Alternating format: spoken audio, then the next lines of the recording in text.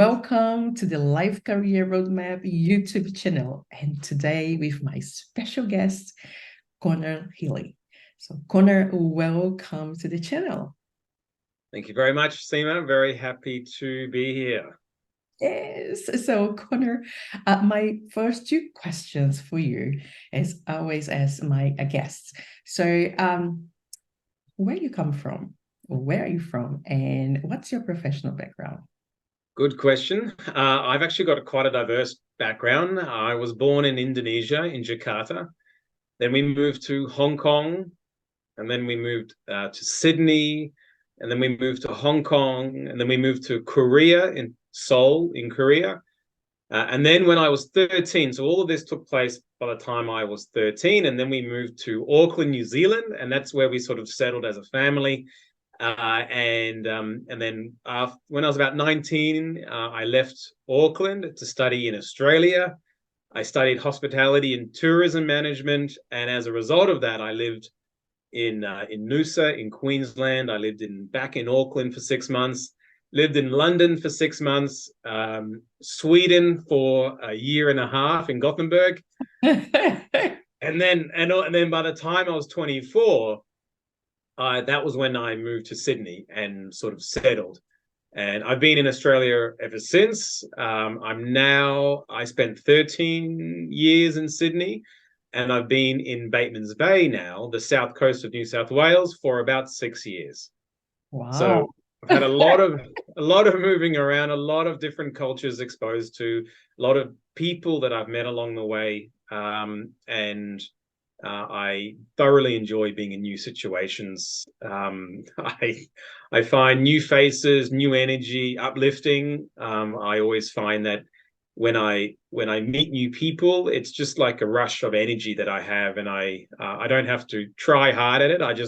You can throw me in any situation, and I seem to meet everyone and understand who people are and have a snapshot of who they are. And I find, I guess that's probably what has brought me to the profession that I'm in now, is that natural curiosity, or I don't know, like the magnet towards working with people and understanding what goes on up there.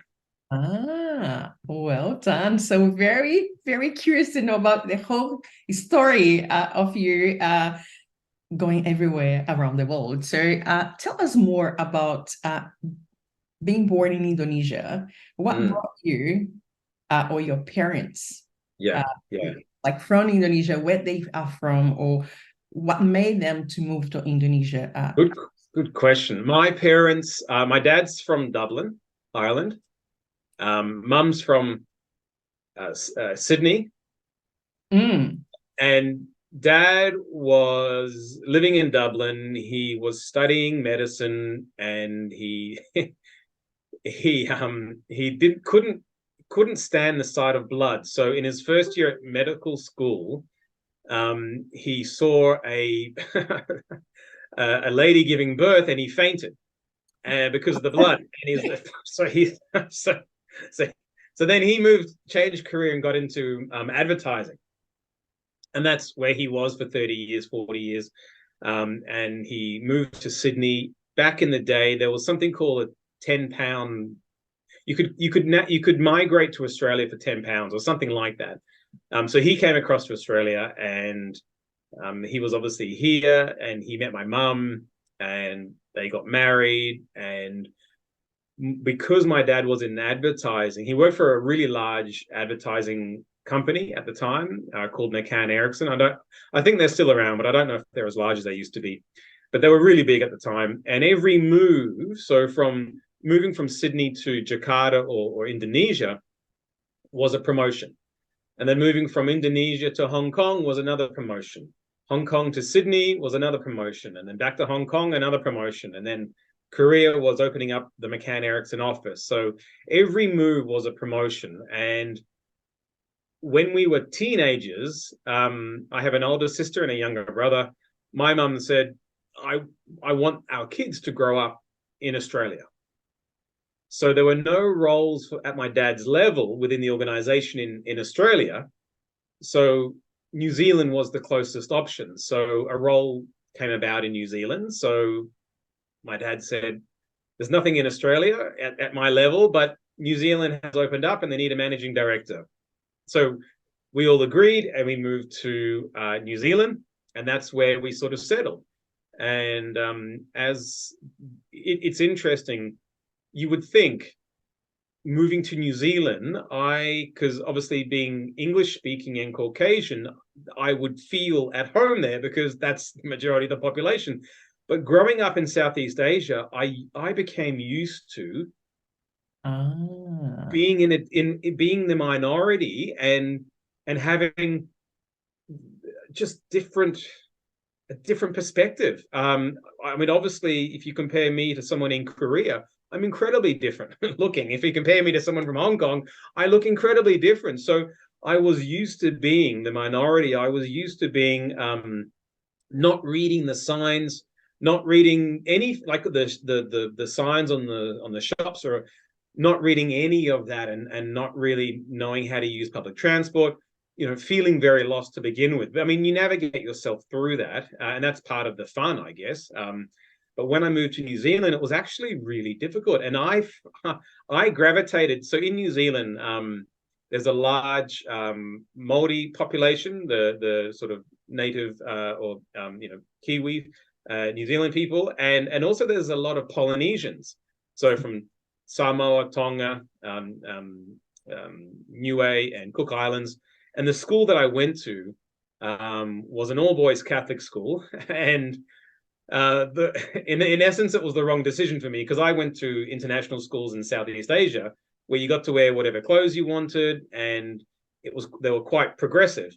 And when I moved to New Zealand, they put me into an all-boys Catholic school, where it's a strict uniform, all this sort of stuff. Anyway, I felt like a fish out of water anyway. But I actually became friends with the minorities group within the school. So I was actually friends with the Samoans, the Polynesians, because my identity was that I never naturally, gravitate towards the minority of the population. So that was a massive eye opener. But moving around was due to Dad's work, and every move was a promotion. And New Zealand, we sort of settled in New Zealand as we grew up. We became teenagers. My parents separated when I was about 17, and my dad bought a petrol station on Waiheke Island, which is about a half an hour ferry ride out of Auckland. And that's sort of, he got out of the corporate world and just sort of wanted to sail. Mum stayed in Auckland, and life was great, and that's sort of where they settled. And living across New Zealand, in Australia, I wasn't too far away. I could just jump on a plane and visit them in 3 hours. It was all very easy for me to do that. Well, it's fascinating. But anyway, that's a lot of information in just one go. I don't know if that was the question that you asked, but yeah, but it's talking about the identity. That is something that, as you know, I work with newcomers, and is when we see many of them losing their identity. They don't know where they belong to, because they migrate thinking that they will find the best place for them, the best jobs, the best opportunities. And then as the time goes by, and I always say they have the little window of honeymoon in the new country, especially here in Australia. Beautiful space, beautiful things, working, right? Like the beach and everything is beautiful. And then the honeymoon ends when the first bill comes, and they realize, well, there is nothing different, basically, where I come from, because I need a job to pay my bills, right? And it's essential in everyone's lives that you have some income to pay for you to live the way you want to live, to have the lifestyle that you want to have. And they become, then they feel that they cannot be part of it because they don't know the system, they don't know the culture, and become a second-class citizen because they don't see themselves as part of the new system. So for you, having this identity that you didn't realize until you come to New Zealand, and facing that was like, well, I have been different in other regions where I was the minority, but you went well with them, or did you feel also that you were to decide because you are not like them, as at least the appearance? I never had any issues getting along with people. So I've always loved people. And if you smile and someone smiles back, it's the easiest way to know if if the conversation's going to go anywhere. So I think in life, as a strategy, if you smile at someone, they smile back, it means that there's some form of connection and you can have a conversation. If they don't smile back, you just find someone who will smile back. As you were talking, it was just sort of coming to me, when you are a minority, it was almost like it became part of my identity. And that's why people wanted to talk to me. Or it was one of the things that I would say in the first 5 minutes. Oh, like, especially even when I travel. So I'll just backtrack a little bit.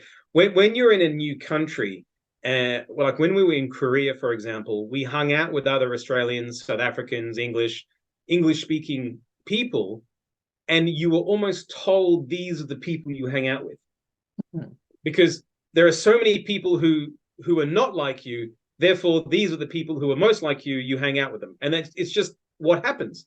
It's like when we moved to Korea, we had the Australian committee, and all the Australians hang out because there's a level of familiarity there. But when I moved to New Zealand, I literally felt like a fish out of water, because for me there were no signposts to tell me this is where you hang out. There was no signpost to say this is where more people like you are. So for me, I felt like a fish out of water because I was the same as everyone else. And I had never been the same as everyone else before. So it was almost like a reverse identity issue.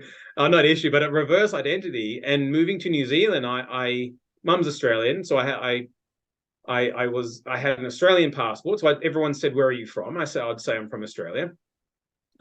My accent was American because I went to American schools. So I had an Australian passport and an American accent. Moving to New Zealand and an all-boys Catholic school, most of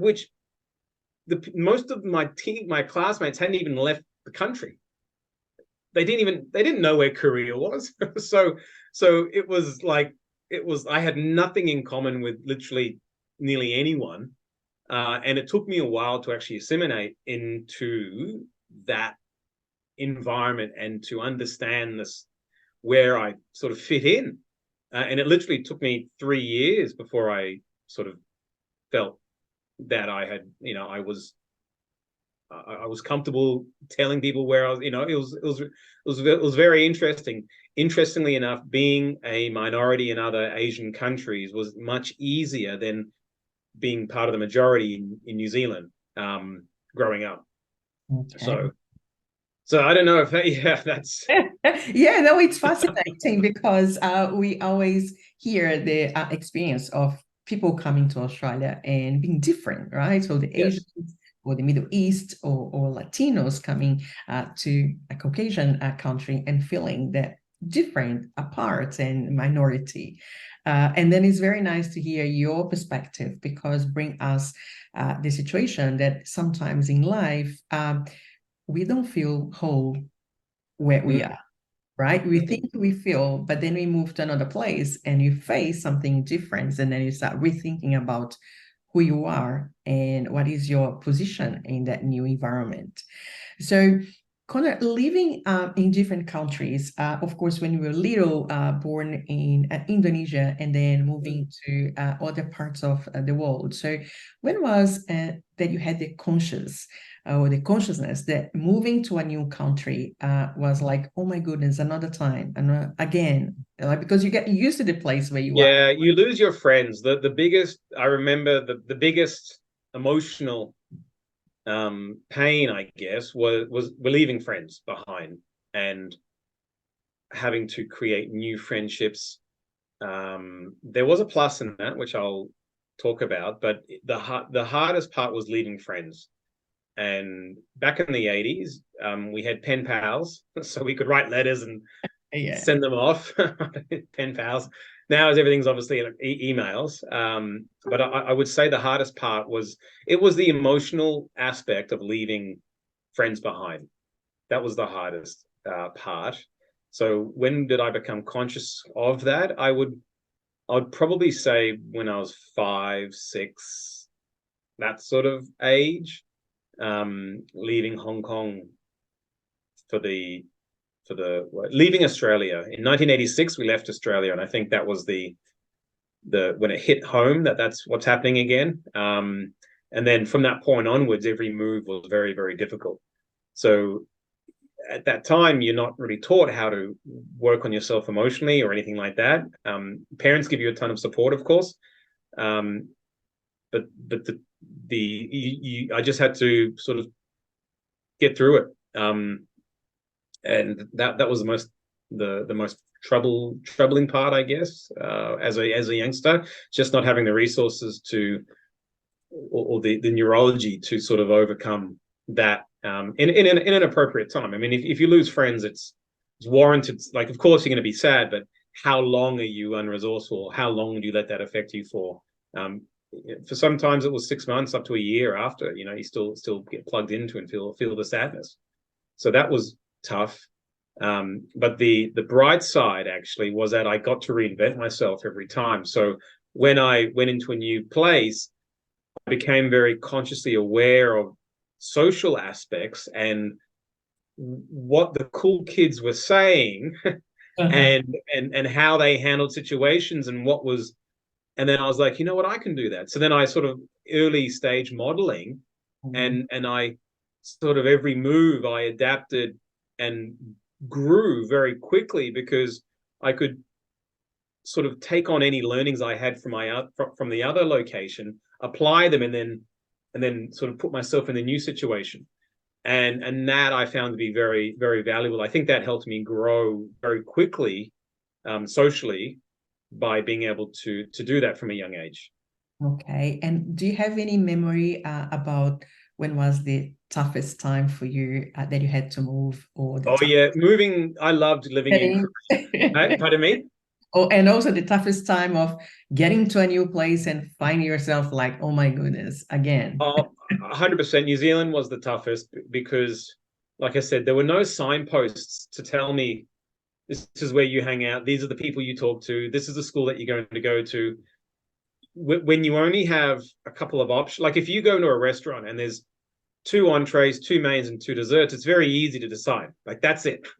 if you go into like a Chinese restaurant and the menu's this thick and you have like 20 chicken dishes, 20 pork dishes, 20, I mean, you end up choosing the same dish anyway, but the fact that there's so many options can be overwhelming sometimes, and you don't know if you're making the right decision. Now, obviously, that example you just make, picking dinner, but in life, there's a bit more of a bit more of a risk. Like, if I do this, then I'm missing out on all this. So is that the right decision?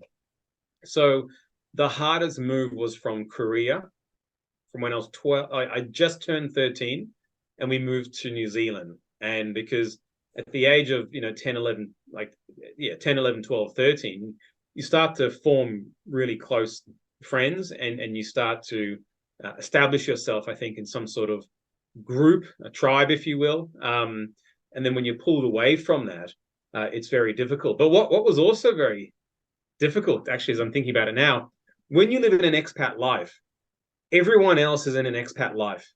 So the acceptance, you're accepted very quickly because you've only been there for a short period of time. They've only been there for a short period of time. Most people live in the same country for 2 to 3, 4 years, and then they move again. So people had only been in that country for a year or two before you arrive, and they're much more open for new friends because they don't have established friends that they've known for the last 10, 15 years. Everyone's new. So they're much more open to establishing new friends. When I moved to New Zealand and I went to the all-boys school, most people had known each other, like the groups had all known each other for 5 years. So it was very hard to break that into those social circles because I was a fish out of water, Australian with an American accent in New Zealand. I was different, very, very different. And most people hadn't experienced anything different before. So even though I was Caucasian and I spoke English, I was very different. And that was actually the hardest move I'd ever been to because they didn't need new friends. They didn't need, anything. So you had to just sort of work your way into it. Whereas when you live in an expat society or community, everyone's basically new. They've only been there for a short period of time, so the acceptance is almost immediate. Oh, you're new. Come in, and I was in your position 2 years ago. I'll show you the ropes. Mm-hmm. And they're much more inviting in that way. Going to New Zealand was literally, I felt like it was the hardest nut to crack, because everyone had been friends for a long period of time, and they didn't need any new friends.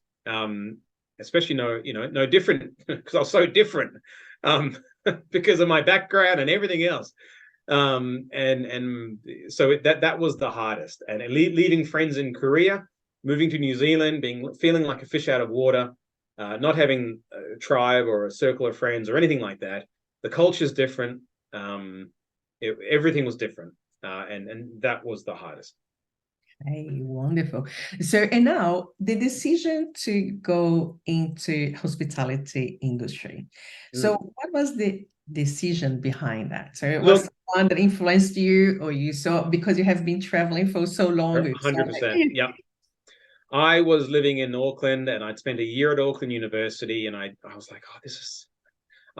I like doing things, and I love the world, and I wanted to travel again. So, someone who was a friend of mine brought home this like pamphlet saying that there's a hotel school in Australia, and it had all these pictures of people working in hotels around the world. I'm like, my eyes lit up, and I'm like, oh, I'd love to travel the world again. And we had spent a lot of nights in hotels, traveling around the world a lot, holidays, but also when we moved to a new country, we maybe spent the first 2 weeks in a hotel, and so it was very familiar to me. And when I got this brochure, I was like, this looks great. Mum, Dad, I want to do this. So I did. And as a result, I thrived in that environment. It was very hands-on. You learn while you're doing, and it opened up the door to travel. But at the hotel school, the mix of cultures of people from around the globe was insane. I had never met someone from Lebanon before. So I had all these Lebanese friends. I'd never met anyone from Sweden. I had all these Swedish and Danish friends. I'd never met anyone from Brazil, and I had these Brazilian friends.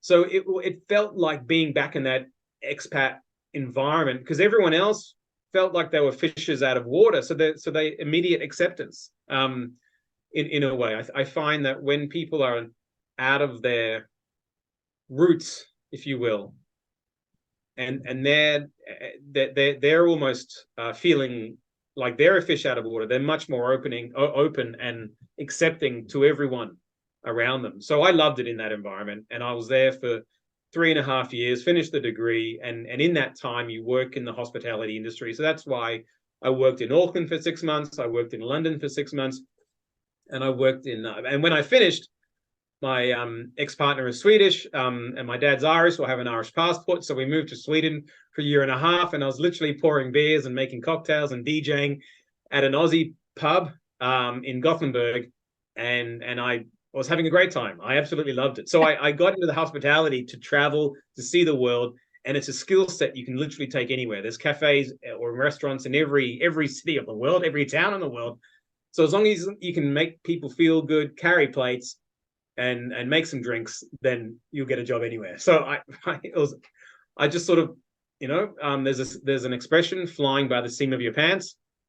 You just sort of, what is it, going on the smell of an oily rag or whatever it is. I just sort of half backpacking, backed myself and went traveling, and landed in the city, got a job, started paying rent quickly, and just sort of landed on my feet everywhere I went. And I loved that. I really enjoyed that. It was like a mini challenge to get a job, get established, get my money coming in, and then start living that life. And I really enjoyed that. So that's why I got into the hospitality industry. So you went around, had your backpack with you. When did you get married? Was in the middle of this? Oh no, I was in.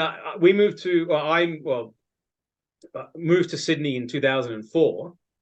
And then I stayed in Sydney. I nearly went back to Australia. I nearly went back to Auckland multiple times, but I started working with a company called Advanced Neurodynamics. They're now called the Tajim's Company, and they run personal development training, coaching certification trainings, and I honestly thought that I was only going to be there for 6 months, again, until I found my feet in Sydney and then see what else is out there. But I did the trainings, and I did, and I'd heard of NLP. It's an NLP training school and a coaching training school. And I'd studied a little bit of Tony Robbins, and I loved personal growth and personal development.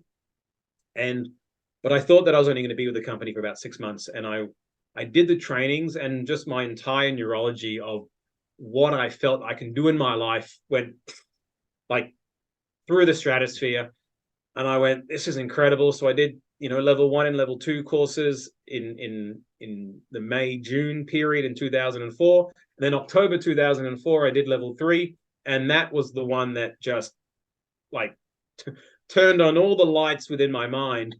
And I ended up staying with that business for nearly 20 years, 19 and a half years. I literally made it my life's work, and I was working with some amazing people, and I learned and had established myself as a main driver of the growth of that business worldwide. They had a business in USA and an office here in Sydney, or in Sydney. I'm in Batemans Bay. And I loved what we did. And it was easy. It was easy to be passionate about it, and easy to, further grow those relationships with the students and become part of their journey in life. And I guess that ties in with the hospitality. Why do I love hospitality? It's the people. So now I was working with an organization where not only could I work with someone that, in a great environment, I could have as long as I got results, the remuneration was great, but the essence of it was very soul nurturing for me. And that's watching someone develop their life and make, an infinite number of improvements that were important to that person. So some people wanted to make improvements with their relationships, health and fitness, money, career, communication, you name it. And what I found to be exciting is that everyone has the potential.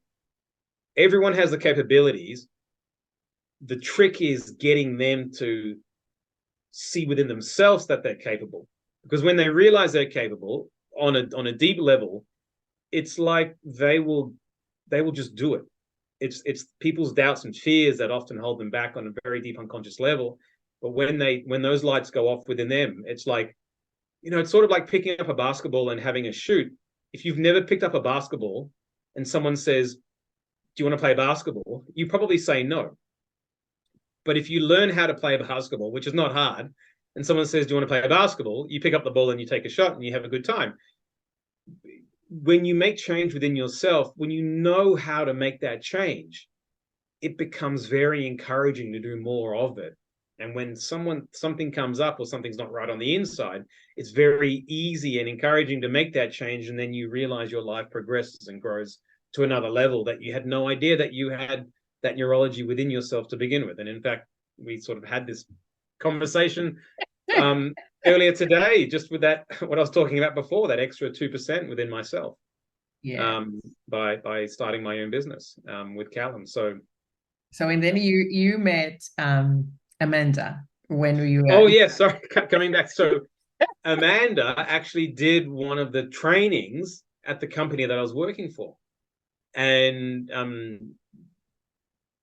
there's very strict boundaries within the organization that everyone adheres to. So it wasn't until about a year or two after she'd finished her trainings, we sort of connected and on a professional level, and then sparks were there, and then we connected on a personal level, and then about 2 or 3 years later, we got married. It's funny, we've got 3 children now, and it's been very full on over the last 10 years. We've been together since 2011. So what are we now? 2023. 12 years. 12 years. Our eldest is 9, and our youngest is 5. So wow, it's a very full busy. House. What's that? A full house.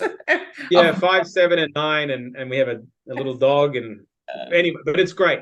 Yeah. Like, I was actually using this metaphor with someone the other day, and they have 2 children, and they're like, oh, it's like, don't know if I should. I don't think we can handle 3. And I said, when you go, like, trains in Sydney, because of the city that Sydney is, when you see the trains and there are people sitting on the seats, and there are people standing up holding the handles, you think that's a full train in Sydney. But you go to Tokyo and they're squeezed in, and like, that's a full train. So someone who thinks that a full train is just people sitting on the sides and a few people in the middle holding the handles, that in their they think that is a full train, and that's their neurology. When they experience Tokyo, they realize, hang on, we can handle them all.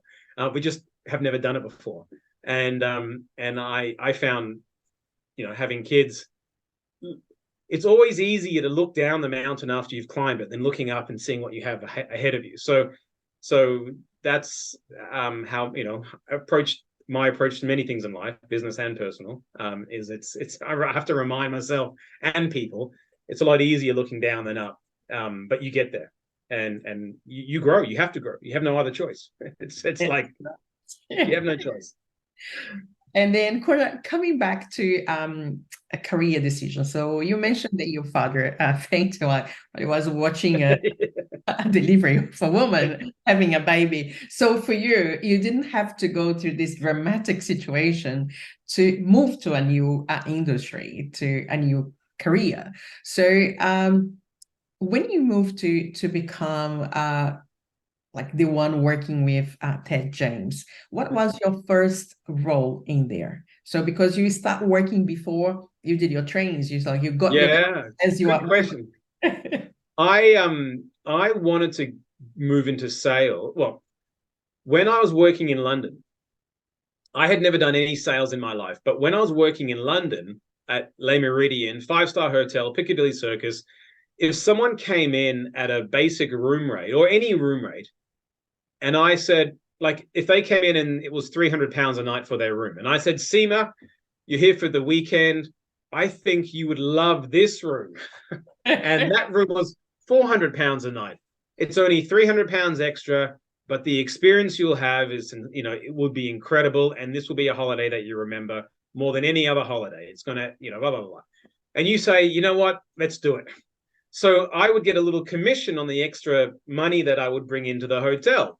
And within a month or two, I was I was the most recent receptionist, but within a month or two, I was the top seller. And I thought, this is easy. It's easy.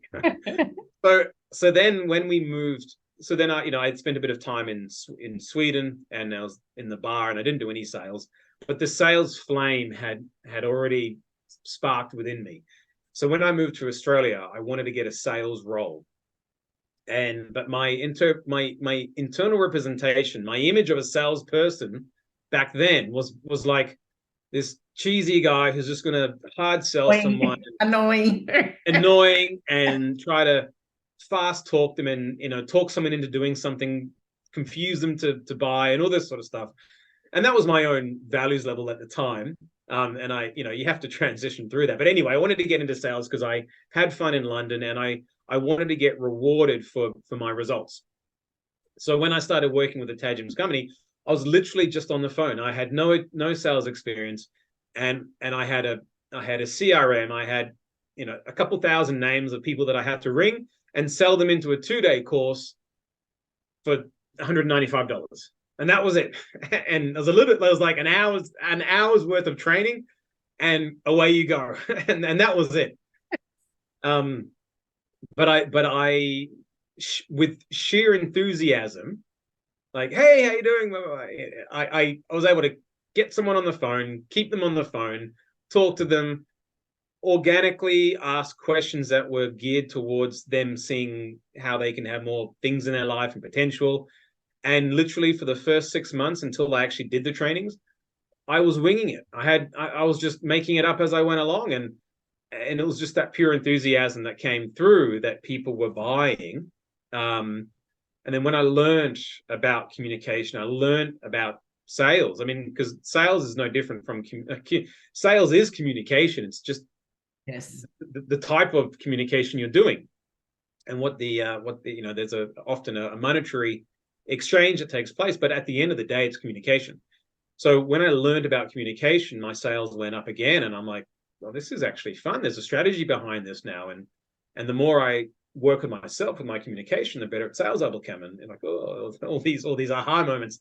So that's when I moved into the sales, and I enjoyed it. I enjoyed what I was selling. I believed in belief in what you're selling is paramount. And I wholeheartedly believed in what I was selling. And I was able to book people into courses. Once I found out about them, I built rapport. I found out about them. I got to know them on a personal level. The only reason why I'm talking with them is because they're interested in the course. So it was an easy transition to move them along to buying, and voila. And then I met them in the training room, and they ended up, the rapport deepened, and they kept buying more. But I was there to support them 100%. So I always look after people. My number one value in sales is trust. So I have to have that trust. So if I feel like I'm losing trust with someone, I'll back off. I'm not going to push past someone's boundaries for a sale if the trust and rapport is not there. Because if I don't have the trust with the person, then I don't feel good about what I'm doing. And as long as I feel good about what I'm doing, it's like smiles, Seema. They're contagious. That's right. so I found it very, very easy. And then obviously over the years, after about a year and a half, there was a management change. Tad and Adriana said, "Do you want to be sales manager?" I was 25. I had no idea what I was doing, but I said, "Sure, let's do it."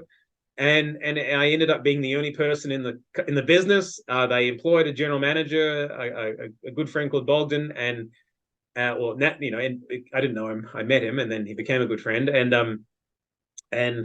that was it. And then it was us, and then we just built the systems, built everything else, and then 15 years later, in that time, I became chief operating officer. I was able to have more responsibility and autonomy from the owners, and built out the teams, built out all the processes and the procedures, and ended up building the Australian office. There was about 15 of us, and in the US office, there was about 8 or 10, I think. So I really enjoyed having that busy global, overview of the business, and doing my best to make sure that all the people were happy, they were all aligned with the vision and the mission, and all of our customers, most importantly, were looked after and treated well and felt good about what they were doing. And we set up long-term relationships with people by nurturing them.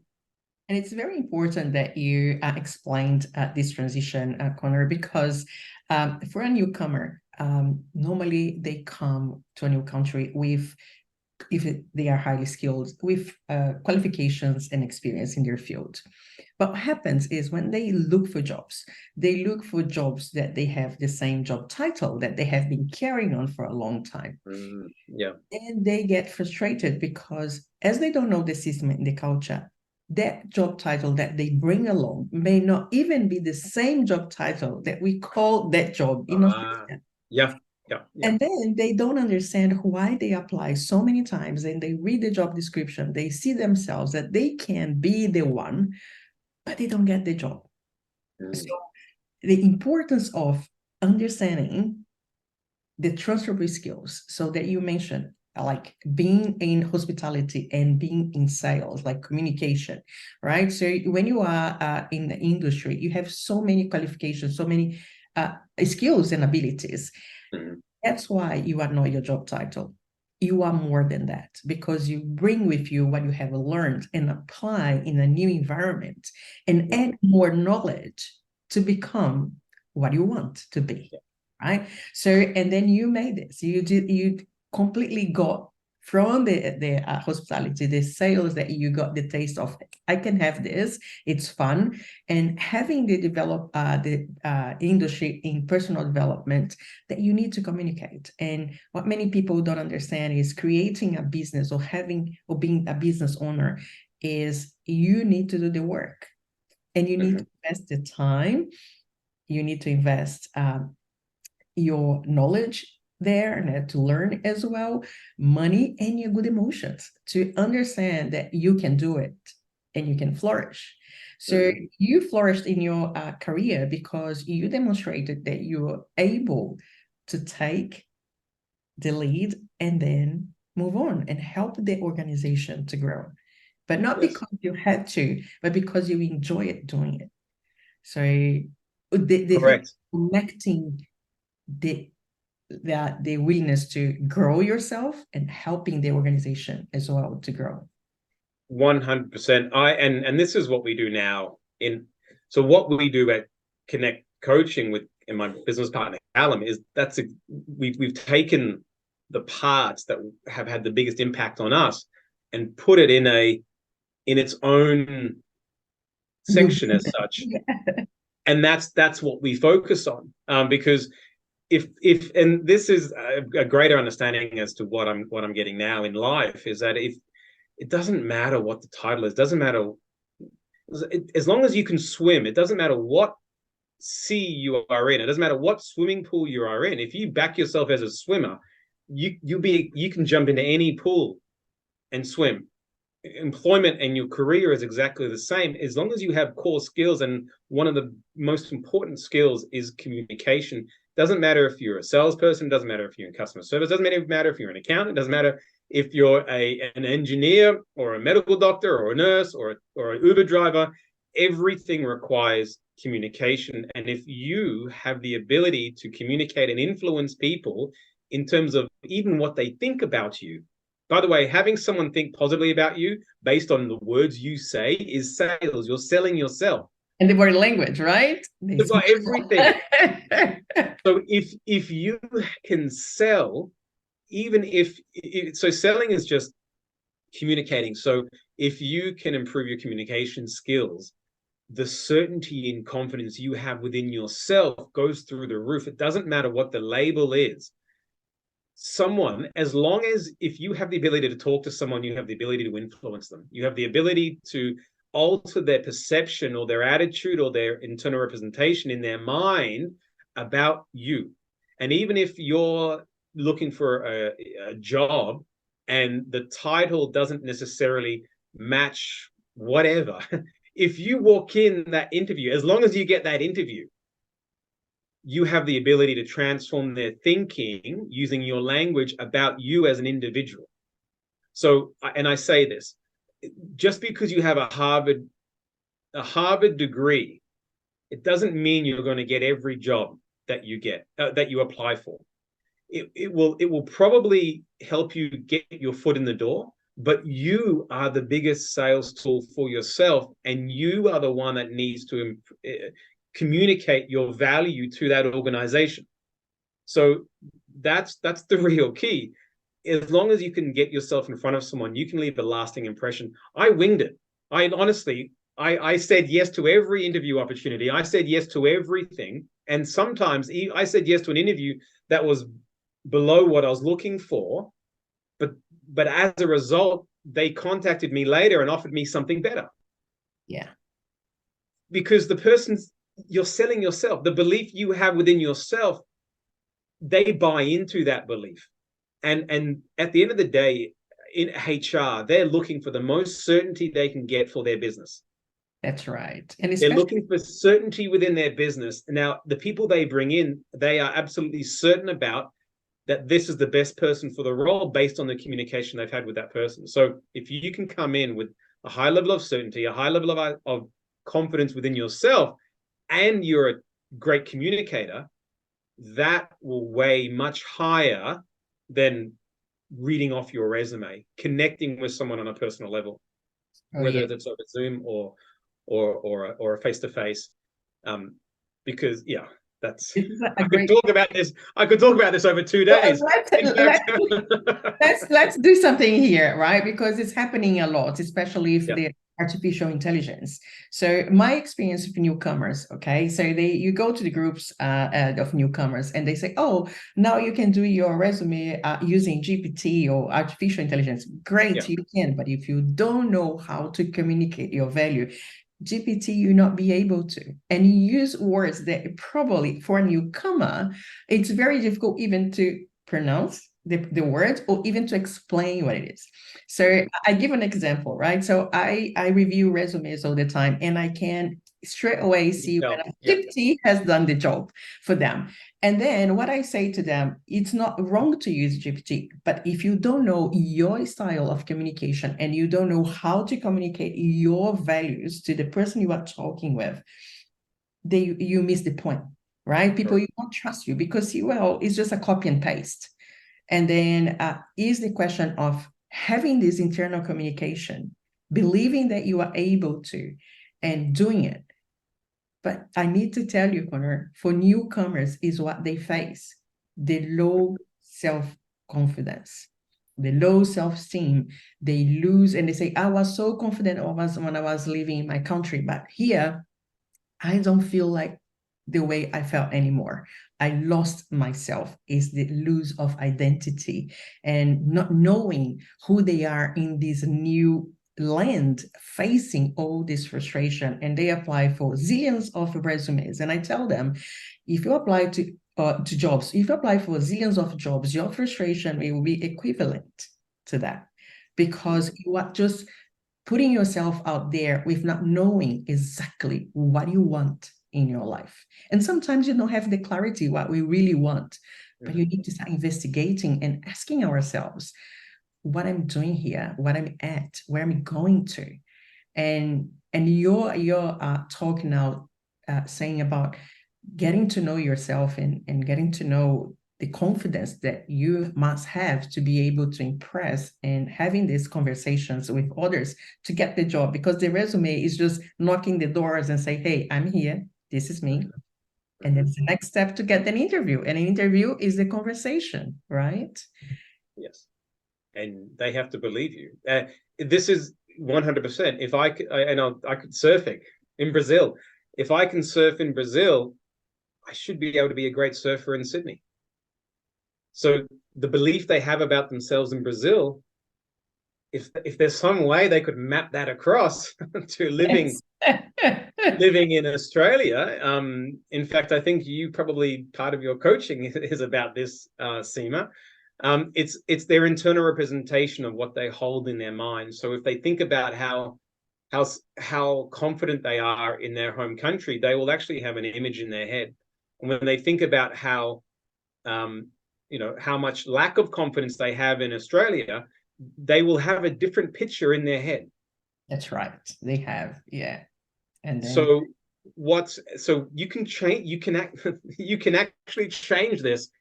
So if they work with you, they can change this. And then once you've cleaned the slate, like emotionally, so all of a sudden you do have the belief that you the same belief that you had back in your home country. Then you upskill yourself with advanced communication skills. It's a completely brand new person. But you have to do both. You have to change them on the emotional side to clear the slate. Because even if you gave them new skills, if they look at if you give them new skills and they still don't believe that they can utilize these skills, then it doesn't matter for the skills. They have to emotionally and mentally know that they can use these skills. It's like digging. I'm full of metaphors and analogies. It's like, come on, bring them on. It's digging a hole. If I don't believe I can dig a hole with a spade, it doesn't matter what someone does. I just won't have the confidence to pick up that spade. And I can do it. But if I don't believe it within myself, it's just not going to happen. So first, you work with them on an emotional level, on what images they're bringing up in their head, so that when they think about themselves in Australia, they feel the same confidence as if they are back at home. Then you give them a very exquisite set of communication skills and key phrases they can use. So all of a sudden, they have this the mental and the kinesthetic and the physical, if you will, by giving them suggestions on what to say, completely new person. And it all starts up here. And one of the reasons why I love the industry that I'm in is getting people to step into their potential, and all it is what's going on up here. They have it in them. It's metaphorically getting that mirror or shining that light, and when they plug into it, they become unstoppable. It's like And everything just melts away. that's right. And considering that we are sellers all the time, right? We're part of a team. You sell the organization, you sell the team, you sell the service, the product. Doesn't matter if you are cleaning, but you are part of the sales team. You are not the front row, but you are part of presenting that product and service. And we are sellers since we are born because we cry to sell that we want something. Correct. Yes. But for some reason, we stopped selling ourselves in a high level. We just sell ourselves as lower level. So it's all with the comparisons and having people tell us that we are not good enough. We still believe that things are not good, and then we carry on and end up not really selling ourselves as higher level because we believe that sales is not good. It's things of evil, right? So it's an Weird, evil. yeah. So In fact, you are here to demystify this, Conor.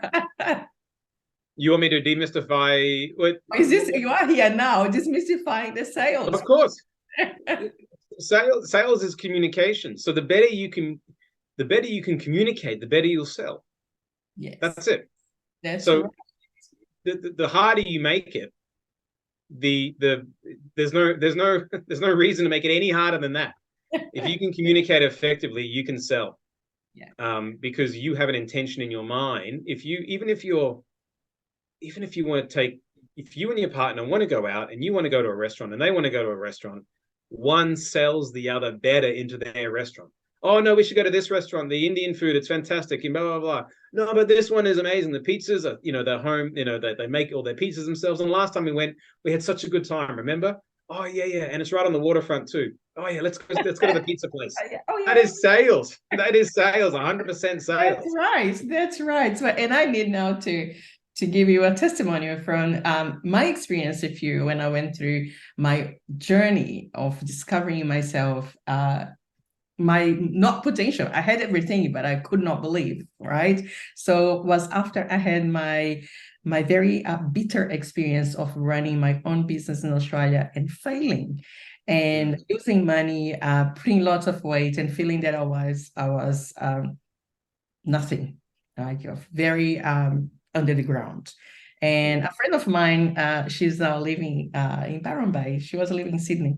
And she said to me, "Hi, Sam, I was working in the hospital in a very small environment, room that I was working in front of computer and feeling very lonely and all ruminations inside of my head. And then I was walking. I went to the cafeteria of the hospital and I found the little newspaper, the one holistic newspapers, and I saw an advertisement of Ted James. And then my friend just rang me and I said, "Oh, I just read here about this course in Sydney." And I looked online and I couldn't see anything in Perth. What I saw was so selling, right? Overselling. And then she said, "Oh, I have done with them. Why don't you come here to Sydney and do the course with them?" I said, "Oh," I gave all the excuse not to go, right? No money, no time, no everything. And then she said, "Do something. I will call Conor and let him know that I'm sending you to him." And I was not courageous to call you, so I sent an email. Then you replied back, "Send me your number. I want to talk to you." And I said, "Oh my goodness, he'll be selling me something." And I remember when I gave you the phone in my room, the hospital was a bad connection. I had to go outside. And then you talked to me and told me the benefits of coming to the course. And then I said, "Well, I need to think about." So it was the time of leaving the corridor to my room that I decided I'm doing this. So I just sat in front of my computer, got my phone, I rang my friend, said, "I'm in." I said, "Really?" I said, "Yes." I said, "Come stay with me." And I did the whole course in 5 years because I was working. So I went to America, went to Sydney, and you were the one that I met there. And I said, "Thank you very much." I don't know if you remember, because I was like, I am here. And I cannot believe that I'm here, because I had a pile of excuse to give not to go. Right. And it was the question of the conversation clarifying what I was looking for, but I was afraid of to taking the first step. So you helped me a lot, and I thank you for that.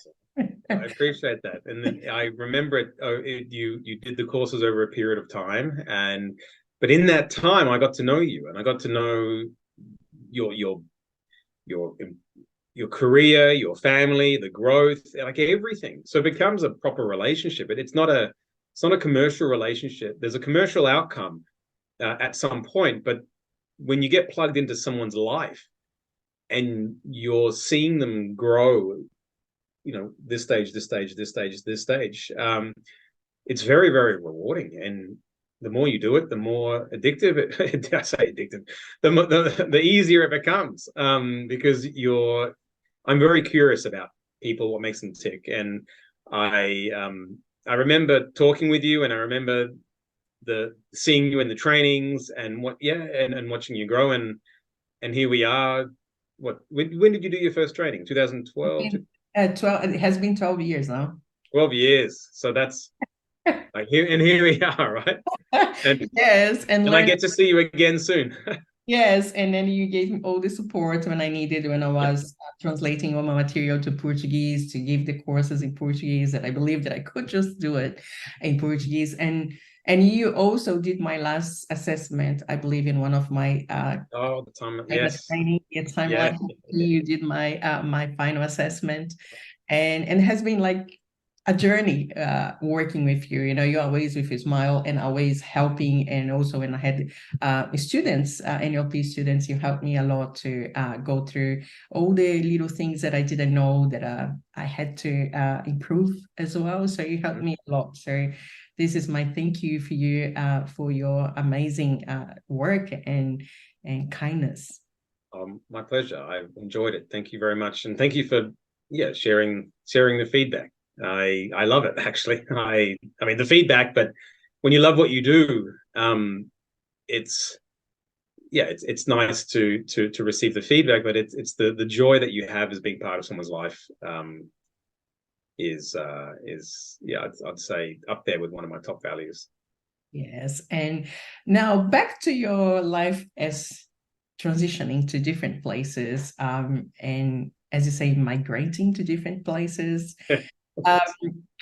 What food do you still love, or when you miss your time traveling when you were a teenager with your family, that when you think about is, oh, my fond memories of childhood? My mum is half Italian, so we had a blend of Italian food and Asian food. So, you know, and my dad's Irish, so he likes potatoes, and I love potatoes. So and sausage. it was either a pasta, rice, or potatoes split. In Korea, there's a Korean beef dish called bulgogi, which is garlic beef, and rice, and I absolutely love that. But Mum would make these amazing chicken schnitzels. She would make an amazing lasagna and cannelloni, and Dad would make these amazing. They're sort of like potato dishes that had meat and potato, and you put them in the oven, and you put cheese on top, and the cheese melts and hardens, and it's almost like a mini shepherd's pies. Almost like mini shepherd's pies. So quite starchy sort of foods growing up, is what I fell in love with. And but I always ate everything on my plate, so I was very easy to please. People loved having me around for meals because I always made the chef feel fantastic about the food they gave me. That's wonderful. And I see that your father working in advertisement, you learned so much from that role and the experience that you had with your father, despite you were not working with him, but probably his skills and abilities. He unfortunately passed in October last year, but and before he passed, I spent some really special one-on-one time with him. And when we moved to New Zealand, he was in the paper a bit because it was a large organization. And when we were in Asia, he was in the paper a couple of times as well. And reading all the articles about him, it felt in a way, it's like me. It was all about the relationship, all about everyone who he interacted with felt good in his presence. He always made people feel comfortable very quickly. He was great at sales, great at selling ideas, and great at influencing people to want to do more with themselves. And that came through. The only difference was that he was a corporate, corporate man, if you will. So he climbed the corporate ladder. So when I started my career, I was like, well, I want to climb the corporate ladder because that's what Dad did. But when I started working with the company that I was with, they didn't have a corporate ladder. Like, it was literally a couple people. So my motivation was to build the ladder. If I build a ladder below me, I'll always be on top. So that was part of my motivation, actually. Was I'll create the ladder. I don't have one to climb. I'll create it. And I did. And I became very successful. And it's funny, after he passed, something changed within me when I went, you know what? I don't need to climb the corporate ladder anymore. I want to create something. I actually want to create something of my own. I want to leave my own legacy in this world.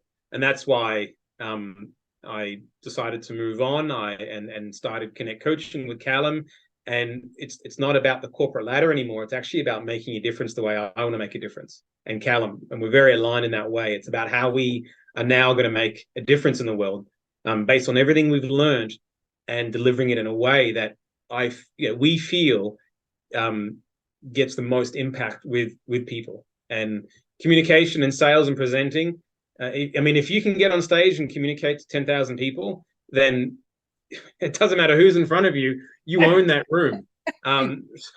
So you combine that certainty within yourself with some communication and sales expertise, and it just all those lights within you turn on. And you walk into a room. You're one of those people that you walk into a room, and you've noticed it when people walk into the room, Seema, they don't even have to open their mouth sometimes, and you're like, do I know that person, or is that there's something about them? Is that a newsreader? Is that it's just something about their energy that when they walk into the room, it's like they put out this energy where people want to go up and talk to them. So I like that, and if you can, when you have that within yourself, you can turn it on and turn it off when you want to. But having that level of assurity and certainty within yourself, everyone can have that, and everyone can learn it if they want to. And by the way, this is not only if they want to. But a lot of people that want to progress in their own business, in their career, they want to have that. Everyone has that X factor within themselves. So it's helping people, yes, shine, get that to shine out, and yeah.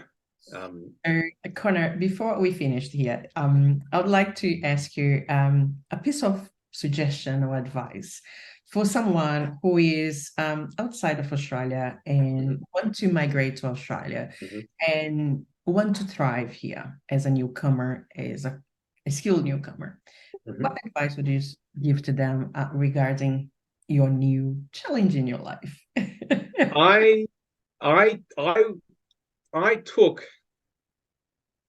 I was way too serious when I first came to Australia. I had to relax a little. Okay. So I had to relax a little because I was so focused on what I wanted to do. But I realized you can be incredibly successful and sink back into the vibe of Australia. I think that if you work hard, I mean, it's all the truth. I don't want to sound too cliche, but if you work hard, everything is possible. So, but you have to want to work hard. If you're not enjoying what you're doing, then you'll have to force yourself to get to work every day, or force yourself to do this and force yourself to do that. And over time, it's like that analogy. This pen's probably too light. My phone is very light, and I can hold it out in front of me like this, and it's easy. But it's easy to turn up to do something that you don't want to do. But the more I hold this phone, even though it's light, even though it's easy to begin with, the more I hold this phone, the heavier and heavier and heavier it gets. And when you continue to do something that doesn't light you up, then it becomes, even the smallest things become very heavy. So if I was to give advice, I would, however which way you do it, talk to someone and have an idea of what you want to do first. And if you don't have an idea, I don't buy, oh, I don't know. That doesn't work. If you want to go down that route, don't bother coming, because if you're unhappy out there, you're going to be unhappy here. It's going to be the same. Yeah, I agree 100%. So even if you're not sure as to what you want to do, talk to someone about it, gain that clarity, because the coming to Australia is no different from being at home. If you know what you want, you'll find it. It's just the lifestyle in Australia is very nice. So if you can, but you have to know what you want to do, and you can find it. There's so many opportunities here, and if you can locate what you want to do. So firstly, locate what you want to do, find what you want to do, and if you don't know what you want to do, talk to a coach, talk to someone, an expert who can help you get there. And secondly, you have to be open to a lot of change. Like, you have to be mentally and emotionally prepared for a lot of change. But change doesn't mean anything negative. Change is good, and you remind yourself there's a bigger purpose as to why you're migrating. The bigger purpose is the quality of life. The bigger purpose is potentially more opportunities. The bigger purpose is meeting new people and establishing lifelong friends. And you'll get all of that. But you're going to grow in that experience, which means you'll be out of your comfort zone. But stick with it, because when you establish yourself, it'll be the best decision you've ever made in your life. That's right. Get to know. That's right. So, Conor, thank you very much for this amazing conversation and demystifying the sales process, and also to be open to talk about your own journey and your my pleasure. roadblocks that you had in your life career journey. So thank you very much. And for you who watched this episode, thank you very much for being here with us. Remember to give us a like and to subscribe for the channel. So see you next. Bye-bye.